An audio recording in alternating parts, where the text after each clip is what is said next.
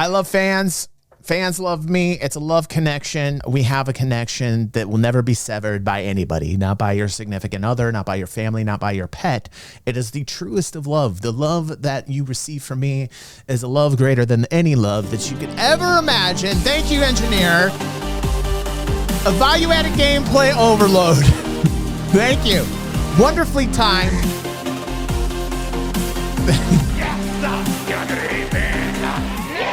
It is that time for some fan feedback. Let's see what you guys are doing in the Discord. It looks like Retro, my internet son, has found a great thumbnail for the future. You can see me doing the tango here. Thank you, Retro. Basically, for portraying my naturally rhythmic, soulful self. Erad has posted in here, week 2, I finished the road and was able to add a different car. He's actually making a game, I think, in Unreal Engine. Am I correct on that, Erad? What are you up to, man? 60 cars. UE5 has significant frame drops at 100 NPCs. This is really cool that he's actually making like a racing game, it looks like, with different modeled cars in there. The problem I'm having now is with this code I've implemented, NPCs can only follow one path, so I need to get several. Wow, he's coding, he's doing game dev. That's awesome, Erad. That's really cool, dude. I dig that, man. Good. Let's hear it for Erad, man. I like that. That's awesome. I wish I had the time to do that, bro. That's cool. Kube says, speaking about societal cycles, this is a particular cycle that is attributed to Scotsman Alexander Fraser Tytler. Now, let me just say a second before I even get into this. This definitely is going to be a Kube moment. I already feel it in the air. Where the hell is Kube at right now? I'm already feeling the Kube moment. Again, this is a particular cycle that is attributed to Scotsman Alexander Fraser Tytler. Okay, what a name. That is an amazing name. Showing the various, sometimes brief steps democracies can move through. Now, the question is, where are we at today? Let's play the democracy game. Okay, here we have, wow. Let's start up at bondage, one of my favorite things. People oppose the conditions, okay? Then search for unity, deep moral gatherings, okay? Meeksy says, I knew it. Courage, people fight for freedom, to get out of the bondage. They've got to believe in something to get out of that bondage. I believe that I won't be wrapped up anymore and bonded together with myself. I don't know, like in a weird kind of kinky thing. I have faith. I mean, some people might want to stay there. I don't know. Okay, so then you got the faith that you believe that you won't be. Then you got the courage to fight for that freedom. I'm fighting for my freedom to get out of it. Liberty. Right? Oh my God, we're fighting against the British. We're becoming our own country. They're taxing us too much. Damn you. We're dumping your tea. We're dumping your tea in the harbor. We're upset. We want the liberty. Then we fight for it. We become a country. We got the abundance, right? Then we focus on the material things. Oh, snap. Oh, snap. Oh, my. Well, we had a little period there with the Civil War and all that stuff. But let's say after World War I and World War II, then we get into the abundance phase where we've got a lot of manufacturing capabilities. It's the golden years. It's the baby boomer years. We're making babies left and right. We're living the good lives. Our cars look like spacecraft. Our airports look like space terminals. Airplanes you dress up for. You get a suit and tie, you get yourself on a plane, right? Then all of a sudden it kind of corrupts itself into like a selfishness. We had like a little hippie era, right? We had a little fight the government era in the 60s and 70s. We got out of that mode. We felt like we're gaining our independence as a people. Let's get the fuck out of that. But then you get the 80s and 90s, we got kind of selfish a little bit. We got a little selfishness going on here, right? We got material shit. And then it gets a little complacent, which is what I like to call 1999 through 2015. We were a little complacent about everything. We had ourselves a mortgage-backed security crisis. Some shit started going the wrong way, right? And then now we have an apathy mode where it's not really, you know, it's not my fault. You start blaming other people. Well, that was like the 2015 to 2020 period. We're pointing fingers at everybody, right? And now we get like a dependent stage where you got to print some money and give it to the masses. And then you got to give it to the masses and things start kind of breaking down. People are fighting against one another. They're either all Republican or all Democrat. They don't care about anything. I say we're probably between apathy and dependence right now. So the question that Kube asked that brings about this great philosophical discussion, and I broke it down step by step in a historical timeline for you to follow, everybody. Thanks be to Kube, who brought this about. Kube. You know, Kube brought this all about, and I'm just breaking it down philosophically speaking in a historically accurate way. We are between the apathy and dependence part, and we're on our way to bondage really quickly. We're going to descend into another civil war. So the thing is that I try to tell everybody this, that I love everybody around me. The world is a big place. Okay. The world is a big place. Like, you know, I was telling my son this. My son tends to worry about everything, like everything that he sees. He's like, oh my God, you know, Iran and all this, and oh God, and there's so much to worry about. There's so much sensationalism and clickbait and all this shit. You don't even know what's true anymore. For God's sake, let's just admit it. We don't even know what the fuck's happening anymore. I mean, like, and then you got AI on top of the cherry on top of the shit sundae. You don't know what's going on. Right, Zark, thank you for making it very... Is this what I sound like? I feel like I shouldn't sound like this, and I hate this alert, Pepe. I keep telling you I hate this alert. I don't want that alert up because then it just totally negates everything that I'm expounding upon, and it makes me sound like a babbling idiot. Thank you, Zark, for that, by the way. 25 months like a boss. Holy God. Thank you, Zark. You're not gonna hate me. Happy Midsummer's Eve to you, you heathen. You wonderful heathen, you. Glad to have you here. So my whole point is the world is a big place. And, you know, my son feels the pressure of the world on him and all the headlines and stuff. And he starts to get worried about every little thing, like the worry gets, the anxiety builds up. And that's why it's important to go drive. Like my son says, go with the wind, just go with the wind. And this is his motto now. You go with the wind, you go out, you let the wind take you wherever it may. For us, it was Indianapolis, which was like a 5-hour drive. We just took a 5-hour drive. And then what you realize is the world is a really big place. It was only one state over. In between, there was tons of farmland and beautiful areas to look at and barely any life. No humanity as far as the eye can see. And you were like, wow, this is right around the corner for me. Like driving through this country, this is all out here, untapped. Like nobody's out here. And you're like, maybe I'm living in like this kind of matrix environment where I think everybody's just huddled together and there's no escape, right? Because media is like pouring through your eyeballs. But then when you go out, this is why it's important, everybody.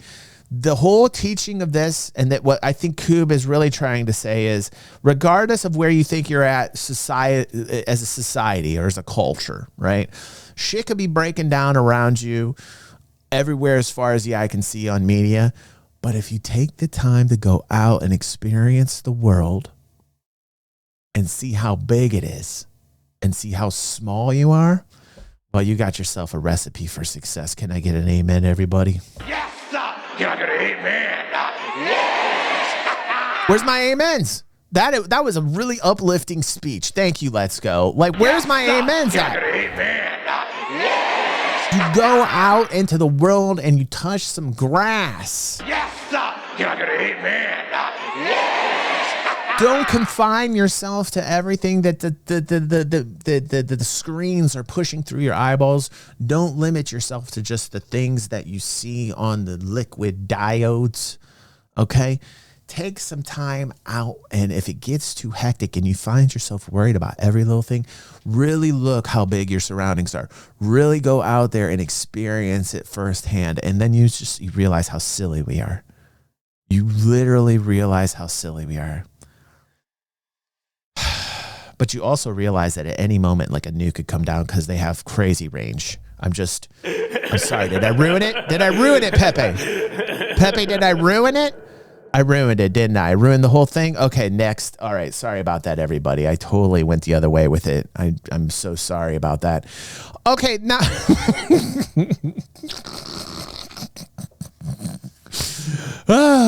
if more people went out and touched grass, the world would be a better place. I'm just saying. Blah, blah, blah, blah, blah, blah, blah, blah. Okay, LetsGo is out here, and let's hear it for LetsGo. LetsGo is always out. He's the man on the street, feet on the ground. LetsGo is my news source. Let's go. He's awesome. Easy. Sorry. LetsGo is my news source. I was telling people this morning, like, I don't even know where to go for news anymore. Now I do. I answered it right here through fan feedback. It's LetsGo. He's showing us what's really important. A bird eating a crawfish. Now, LetsGo's found us some amazing things while out in nature. He found us a real live crackhead, talked to a real live crackhead, found us like so many great things down in New Orleans. Here's a bird eating a crawfish. Here you go. Oh my God, that bird is just going to swallow it whole, isn't it? You nasty, nasty bird, you. How can it even fit down its throat?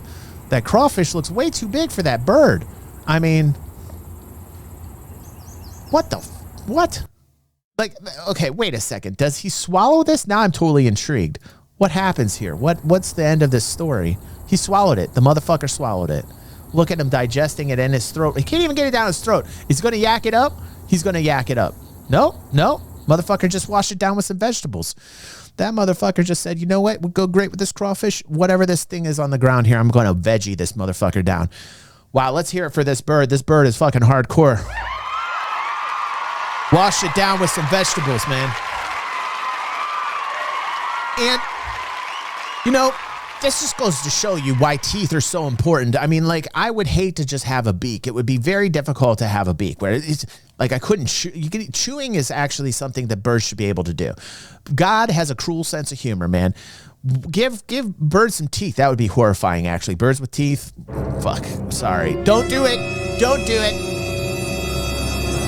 I take it back. I take it back. I know there's going to be like some crazy radioactive irradiated mutant bird with teeth in the future because I said that. I'm so sorry, everybody. Holy shit. Thank you, LetsGo, for doing that. Thank you for doing that. Why did I wish that? God, I take that completely. God, I'm stupid. You know, I'm sorry, man. I say some stupid shit. Okay, MadStyle says, I got a coffee jam. Now, MadStyle's got a coffee jam. He's been working out with AI. He's been doing things with AI. Let's check out the coffee jam here and see if we like it. Just like I should. I got coffee in my cup. Got coffee in my cup, yeah. Yeah. Here we go.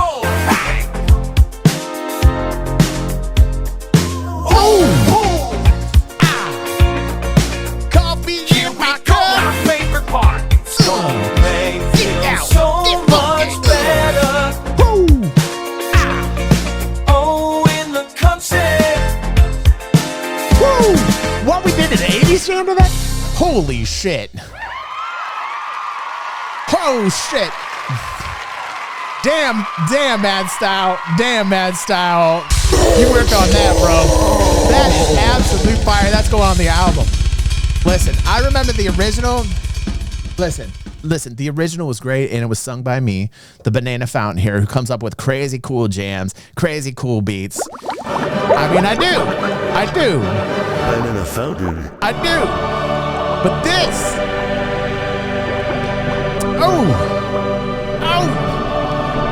I like it. I want to play that again. Hold on. Like this is an instance where AI accentuated and actually enhanced my original song. Holy shit, MadStyle. Holy shit. Let's do that again. Let's do this again. Hold on a second. Just like I should. I got coffee in my cup. Got coffee in my cup, yeah. Here we go.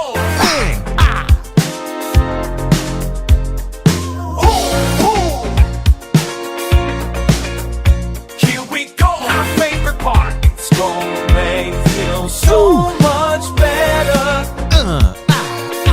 Yeah. Oh, in the concept. Coffee in my cup, yeah. Oh shit. Banger. Banger. Banger, I say banger. Daft put this poll. Daft actually found the result to a poll for once. Every time a poll is released, I never get to see the results. And I'm like, how do I find the results to the poll here? How long will DG be AFK? 5 minutes was the answer for everybody that answered that. Congratulations. Congratulations. Fan feedback doing a little bit better. I always think to myself, like, why does fan feedback not perform so well? We have a lot of fans and you guys deserve to be showcased. I mean, like when you really think about it, probably one of the most entertaining things about DG360 are its members, are the community members. And I'm always trying to get you guys out in there in the mainstream, you know? Look at all these great fan feedbacks we got.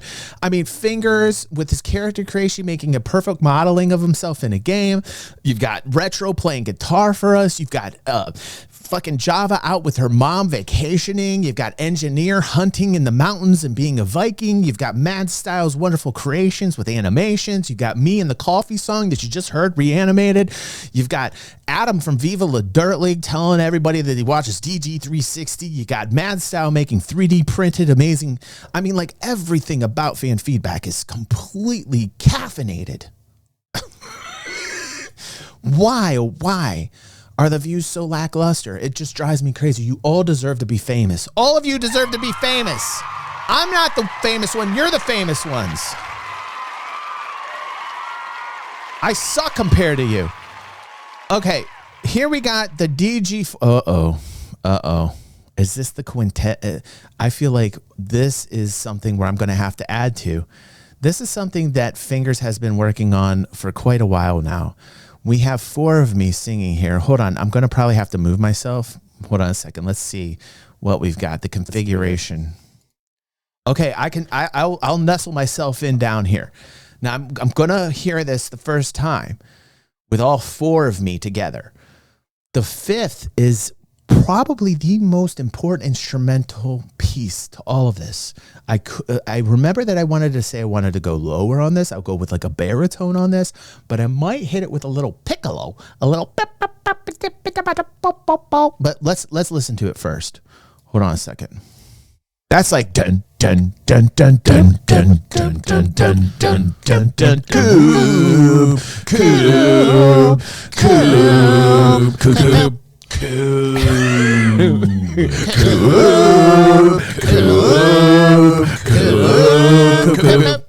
Oh, God damn. I feel like I need to get higher. Okay. I did get higher. That particular DG and that reality got way high. Now, I think what I need to do is I need to attack it on a low baritone, like, okay, I'm going to try it. Let's get ready. The DG360 Quintet. Ladies and gentlemen, let's do this.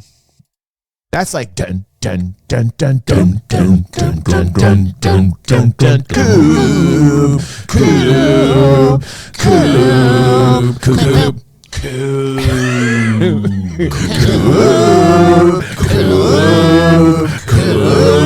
Kube. God damn, that was pretty good. I feel like I need to get higher. I was a real low baritone, slightly off, but I wanted it to be a little disharmonic because, you know, I was giving it that kind of Radiohead vibe where I put a little of the disharmony in on the lower baritone. I think that was pretty good. Now, next week, hopefully a sextet, my favorite. We're going for sextet next week. That's my favorite. Oh, shit. Sextet. What? Sextet is getting kinky up in here. Okay, this is from Retro. Retro says, this is where I joined the stream. Now, let me grab my position up here in the top left, and let's see if this clip is what it needs to be. Like, you guys are getting better with the clips. I just want to see if it's perfection. Let's see. I'm going out there. Ugh, Aberdeen. They said, go to Aberdeen. Okay, go to Aberdeen. Couldn't find anything. Frustrated. An hour. I'm going.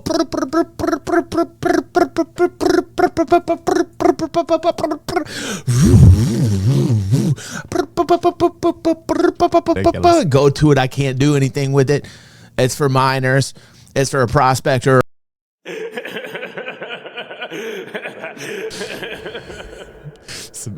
What am I doing? What am I doing? It's an audio journey. It's an audio journey. Good job. I think that was really well done. I think that I think that was really well done by Retro. Now, MadStyle has one called Coffee. Let's check this one out. I got coffee, I'm feeling good, just like I should. I got coffee in my cup, got coffee in my cup, yeah. Oh, here we go. My favorite part. It's gonna make me feel so much better. Pouring in the coffee, pouring in the coffee, coffee in my cup. Right? That's the original jam.